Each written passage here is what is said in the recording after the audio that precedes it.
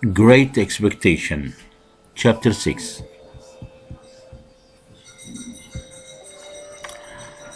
A few days afterwards, I was invited to dinner at Mr. Jagger's house with Herbert Bucket, Startup, and Bentley Drummel. Mr. Jaggers lived in a large, gloomy building, far from his office. We all sat down at a big table. There was plenty for everyone to eat and drink, but Mr. Jagger kept everything at his side and served us himself.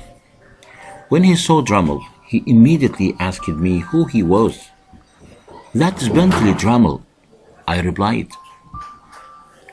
"So, Bentley Drummel is his name, is it?" he said. Mr. Jagger thought about this information for a moment before saying, "I like the look of him." Mr. Jagger spent a lot of time looking at Drummel. He talked to Drummel for a long time, and I heard Drummel boasting that he was much stronger than Startup and me. We were both annoyed, and Startup and I found ourselves talking boastfully as well. Our conversation became a competition to show who had the best skills. Mr. Jagger seemed to enjoy our talk as a form of entertainment, but I didn't enjoy it at all. I don't know why I said some of the things I did, but being among those people seemed to make me behave that way. Just then, a woman of about 40 entered the room.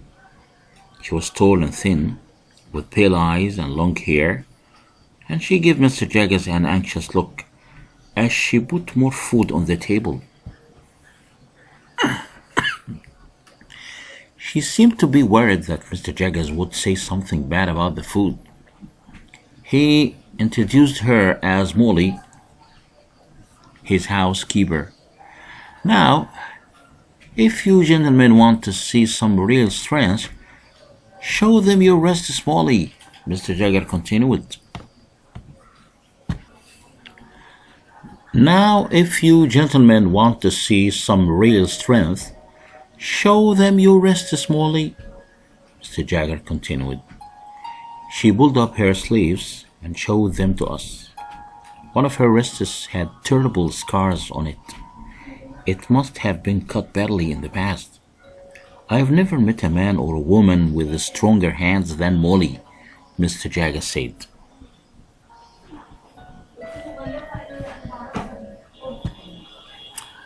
"They are remarkable. Don't you just think so?" We all took turns to look at her arms. Then Mr. Jagger thought that Molly was getting too much attention, so he told her to leave the room again.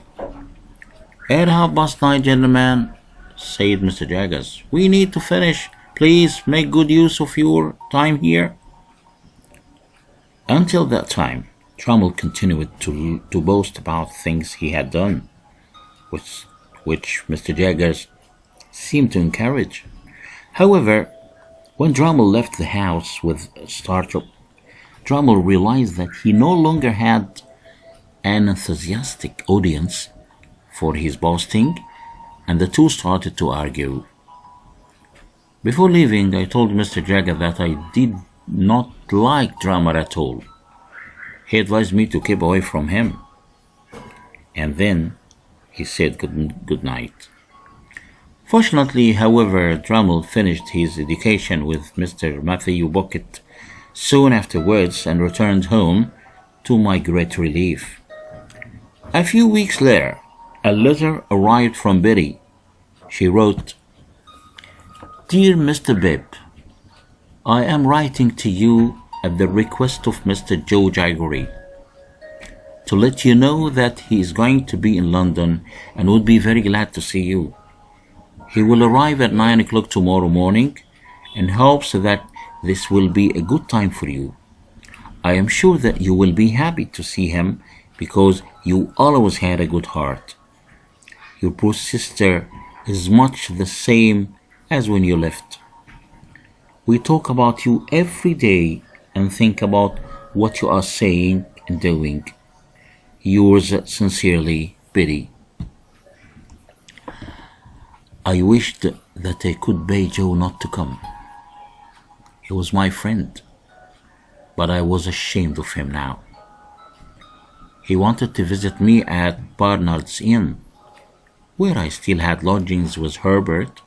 It was lucky, I thought, that he was not visiting me at my tutor's home in Harmouth Mess. I didn't want to introduce him to everyone there. Early one morning, Joe arrived at my lodgings. He would not sit down. He looked very uncomfortable and he remained standing. He held on to his hat nervously. He seemed anxious not to do or say the wrong thing, but I was annoyed. If only he would not call me sir so often. We ate breakfast with Herbert, who tried to help Joe to feel comfortable, but Joe cawed too much, sat too far away from the table, and dropped food everywhere. It was only when Herbert left for work, and we were alone, that I found out why he had come. "Miss Havisham wishes to see you, sir," Joe said, "and she wants you to know that Stella has come." I hoped that Joe could not see how I felt. "Beb, my dear friend," he said affectionately, "I wish you well." Then he left. A few minutes later, I was sorry that I had been so unfriendly to Joe. I hurried outside, hoping to call him back, but it was too late. I could not see him anywhere. I decided to go home the following day. I told myself that a room would not be ready for me at the blacksmith. I told myself that it would be better for Joe if I stayed at a hotel instead. So I found one near Miss Havisham's house. As I was waiting to leave London on the coach, I saw two convicts standing nearby. They wore leg irons and handcuffs. The guards had a gun. I recognized one of the convicts immediately. It was the man who had given me a shiny new coin at the village inn a long time ago. I hoped that he would not recognize me. After all, I was older now and dressed like a gentleman. When the coach arrived, the two convicts and their guards climbed up, sitting just behind me. I tried not to look at them, but I could not avoid their conversation. "When I first went to prison," I heard the first convict saying, "I was only inside for a few months. When I was told that I could leave," another convict, "Magwish asked me to help him. He wanted me to find a boy who had helped him years before, when he had escaped and was hiding on the marshes. Magwish didn't know me then, but he gave me a shiny new coin to give it to that boy if I ever found him, and I did. So the convict I gave the food and file to all those years ago is called Magwitch?" I thought. "Ha," said the second convict, "Magwitch trusted you then, did he?" "Yes, he did," the first convict replied, "but he didn't know me very well. Magwitch got a life sentence for that escape." "You know," the guard said, "memories came back to haunt me, and I was scared. I got off the coach as soon as I could, and walked the rest of the way.